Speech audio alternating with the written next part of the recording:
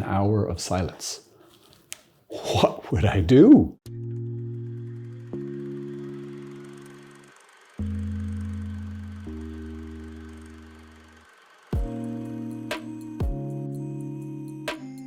A good few years ago now, there was a guy in my community. He had just joined. So he says to his director, Father, how long will Holy Hour be today? I'm just going to let you ponder that one. Today I wanted to talk to you about making a holy hour, how you do it, what it is. So obviously enough, first up, it's an hour and it's holy. Typically a holy hour is done in the context of adoration of the Blessed Sacrament. You kind of make it part of your commitment, your life, your schedule, that you're going to take an hour. Often it would be an hour in a week. For some people from my community, we do an hour every day. We make that happen. That's that and the Mass are the two kind of anchors of our day. Yeah, just first and foremost to be with Him. Why an hour? What's up with that? Well, in the Garden of Gethsemane, in the life of Jesus, right before he is captured and goes through his passion, he of course has just instituted the Eucharist at the Last Supper, and then he goes with his disciples, and especially his three closest, into the Garden of Gethsemane, and he goes into a private space and prays, and he asks especially his three closest, Peter, John, and James, to wait and to pray with him for an hour. And he comes back to them and they're all asleep, and he berates them and says, could you not pray with me? Could you not wait with me even 1 hour? And that is the source of this giving him an hour. So what might this look like? A lot of people who haven't done a holy hour are terrified. An hour of silence. What would I do? What possibly could occupy me? I'll go mad. So there could be just practical thoughts and fears around how to spend an hour with Jesus, because he doesn't tend to say much in terms of audible conversation, right? He's very, very quiet. So how could we spend this hour?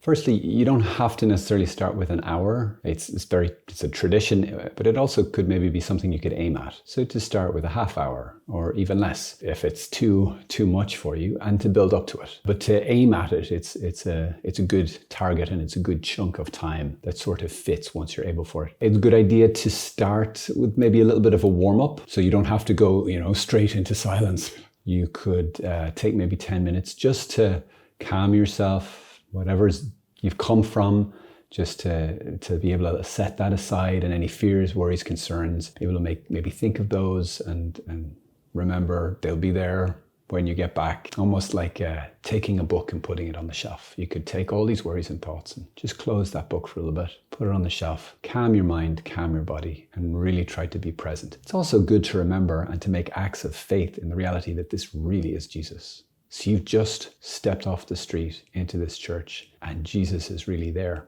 I find it helpful to imagine him standing there, or even sitting on the altar, or whatever helps. And many of the saints would do the same thing. They would use their imagination. They'd use the faculties of their soul, their will, their intellect to help them as much as possible become aware and conscious and believing in the fact that Jesus is really here. Because when your imagination engages with that, then your whole being can. To fill up the rest of your hour, once you feel you're ready to really engage with prayer, you can pray as you usually do. So if you've started doing some meditation, I'd encourage you to do that. If you have a book that you're doing that with, or a Bible to do Lectio meditation with, then do that, bring that along, and do it for as long as you're used to doing it. If you can expand that a little bit, great. I love to use a journal and to write. Very simply, I'll just imagine I'm writing a letter to Jesus, because sometimes it's hard for me to, even if I'm imagining him being in front of me, to talk to him and have a full conversation that doesn't last, or that lasts more than 20 seconds. But writing a letter to him,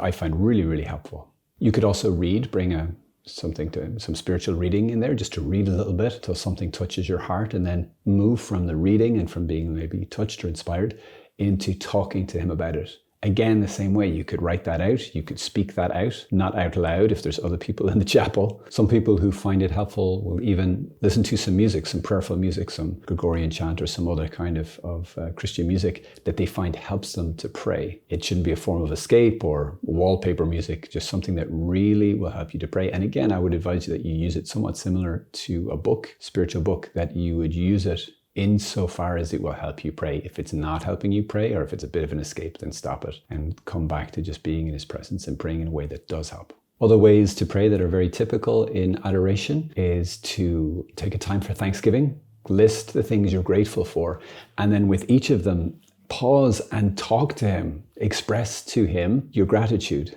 And it doesn't just mean, oh, thanks for this and this and this and this and this. Don't read a list to him. Actually engage with him he's really there. He's really a person. Don't treat him as a thing. That's quite insulting. Treat him as a person because he is. And the more you will act towards him as a person, the more he will become a person, the more you will realize, and your body and your mind and your soul will really absorb this reality. Like, he is real. He is here. He loves me. And he wants to hear the stuff about my life. So acts of thanksgiving and gratitude, really, really powerful. Maybe take a time of repentance, examine your conscience. When was the last time you did that really well? Go through, if you have an examination of conscience you usually use, or if you're conscious of the area that you often fall in, think back over your day or your week and bring those to him. And then at the end, make an act of contrition as you would in Mass or in confession. You could spend some time during your hour interceding. So think of the people, the situations, and the places that are on your heart and in your mind that you want to pray for. And take a little bit of time just lifting them up to him. Talk to him about them. And just as I would with a real person, because it's a real person, Jesus present in the Eucharist, I'll say it again because I'll go in more on it. Jesus, please touch their heart right now and bless them. Let them know you. Thank you for them, Lord. Let them know you. I linger in it. I don't rush this. Linger in it. And what I find is when I pray that way, I really have a sense of God listening. I have a sense even of there's some sort of movement of my heart, a sense of movement of his heart, that he loves to hear this. He wants their conversion far more than you do. He loves when his children ask for things, especially for other people. So you could spend a little bit of time with intercession. And then you can also just adore. What does it mean to adore somebody? Well, think of if you've ever held a baby in your arms and, you have that experience of thinking of them as adorable. Like, oh, okay, that's the basic movement of adoration. It's to see something that's truly beautiful and wonderful and just to kind of pour out your heart. As St. Paul would say in 1 Corinthians, almost like your spirit is groaning within you, that you have like, oh, words can't really describe the experience of true adoration.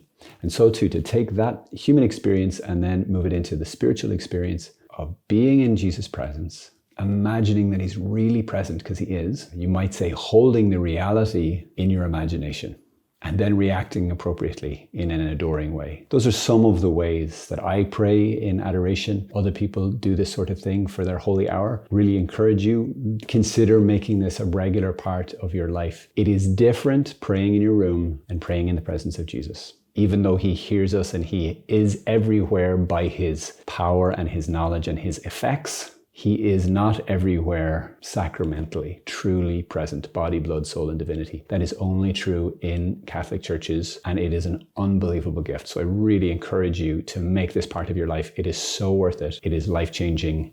It is really beautiful. God bless you.